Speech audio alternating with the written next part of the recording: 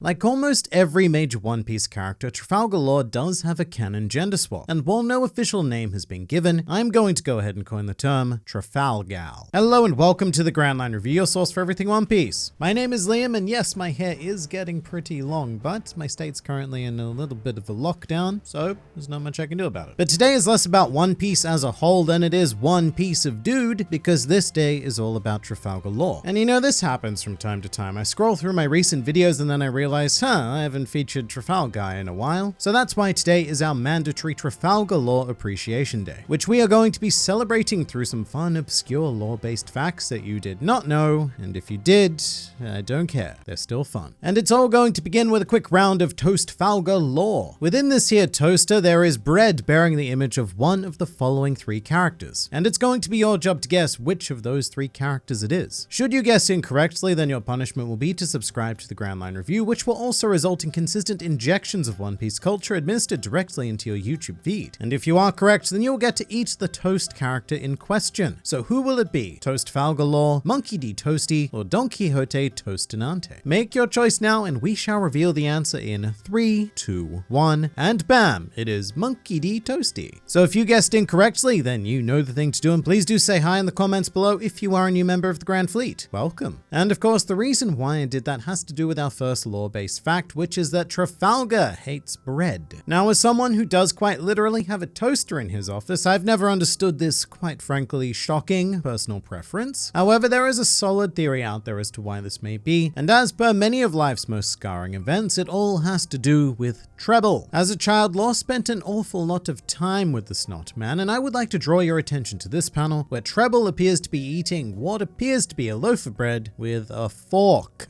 which quite frankly is a crime against cuisine. And so of course I can understand that the very idea of bread gives Law flashbacks to this horrific incident, hence all of this distaste. And yes, I know the logical people will claim that this is no bread, this is indeed a sausage, but even if that is the case, if you look at the scale, this sausage is like the size of a normal loaf of bread, so the trauma still counts. Although on a more canon note, Rocinante also hated bread, so this quirk is more than likely a result of Law's inherited will. Speaking of Rocinante, Law fun fact number the second is that almost everything about this man, including his bread politics, is inspired by Rocinante. The classic Jolly Roger of the Heart Pirates is a reference to Rocinante's unrelenting optimism and the last smile given to Law prior to his death. The name of Law's crew, the Heart Pirates, is also a direct reference to Rocinante's codename, Corazon, which means heart in Spanish. And it also rather conveniently links to the heart motif of Law, with the Opi being shaped like a heart. I mean, not like a literal heart, but one of the like cartoony ones. Now, why do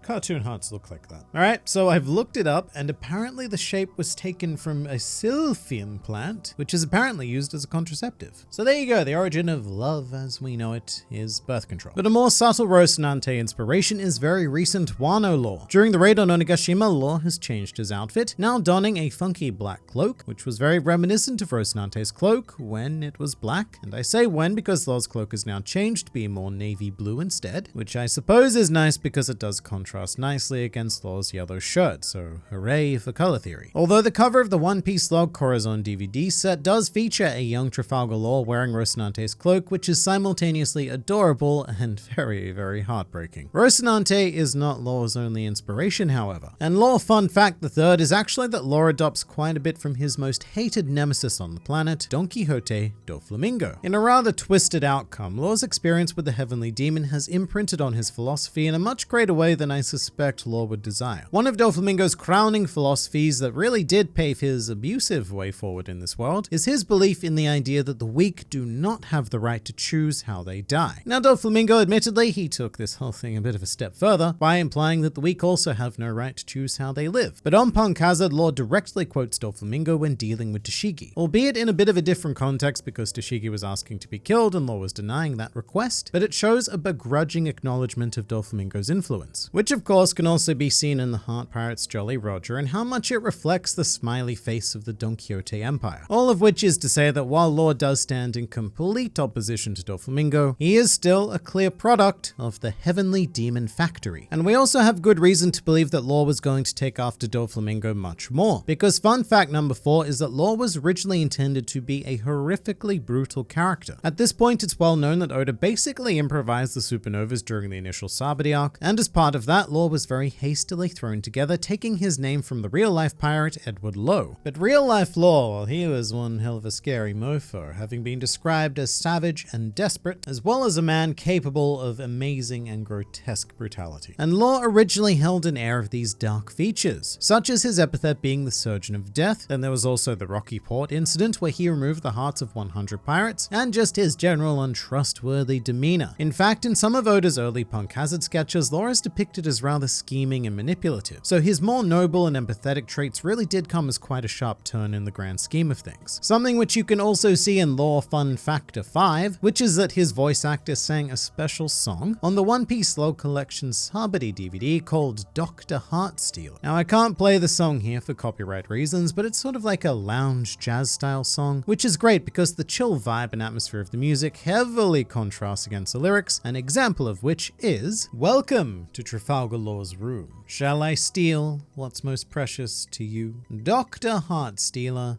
once you're addicted, you can never escape." And I should mention that the song was released in 2011, so this was back in the time when Law was still a mysterious, dark actor. And this song really does seem designed to embody that sinister nature, masked by appealing aesthetics. It paints Law as almost seductively dangerous, as if he's singing you into a trap. And it just continues to make me wonder what the series would look like if Law had retained his darker qualities. With that said, stealing the hearts of 100 pirates is pretty dark. And speaking of the Rocky Port incident, this takes us to thing about Law, what are we up to? 6? We're up to 6? Which is that Law is subject to a continuity error in the anime adaptation. So the Rocky Port incident is never shown in the manga, but it's how Law earned his status as a warlord of the sea, delivering the hearts of 100 pirates directly to the Marines, which to this day is still on record as being the worst Valentine's Day gift ever received in One Piece. Now, the anime decided to visualize part of this event, which is great. The anime should be used to expand on material that the manga doesn't have time for.